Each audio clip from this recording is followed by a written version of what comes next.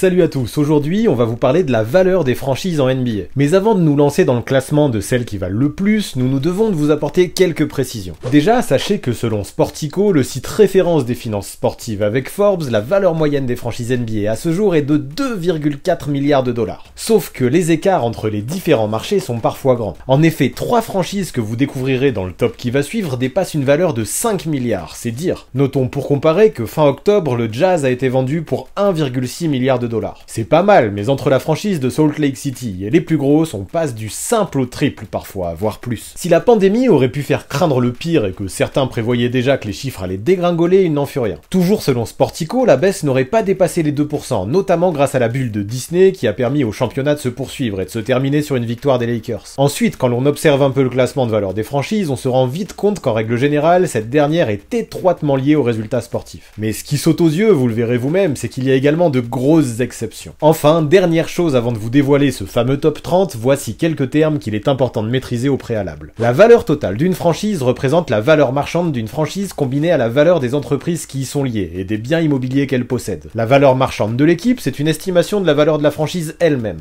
En d'autres termes, c'est le prix d'une franchise calculé indépendamment des activités exercées par ses propriétaires. Cela prend en compte les revenus nationaux et locaux. La valeur des capitaux propres d'une franchise correspond tout simplement à l'estimation des actions détenues par les franchises elles-mêmes. Par exemple, les Boston Celtics possèdent 20% de NBC Sports Boston. Cela se rajoute à la valeur totale de la franchise. Il en est de même pour les franchises qui sont propriétaires de leurs salles. Les revenus nationaux d'une franchise représentent tout ce qui est encaissé par la NBA puis redistribué de façon équitable entre les 30 franchises. Parmi ces recettes, on trouve entre autres les prix de diffusion liés à la télé nationale ou internationale, les sponsors comme Nike, Pepsi ou Tissot, ainsi que la vente de produits dérivés estampillés NBA. Les revenus locaux correspondent aux revenus générés par une franchise indépendamment de ce qui est redistribué par la ligue. On y trouve les ventes de places, les sponsors liés à la franchise, comme ceux que l'on voit sur les maillots par exemple, ou encore les droits de diffusion sur les télés locales. Puis logiquement, les revenus totaux d'une franchise représentent l'ensemble des recettes cumulées par une franchise, qu'elle soit nationale ou locale. Allez, maintenant que tout cela est au moins partiellement maîtrisé, place au fameux classement de valeur des 30 franchises de la NBA. Tout est en dollars.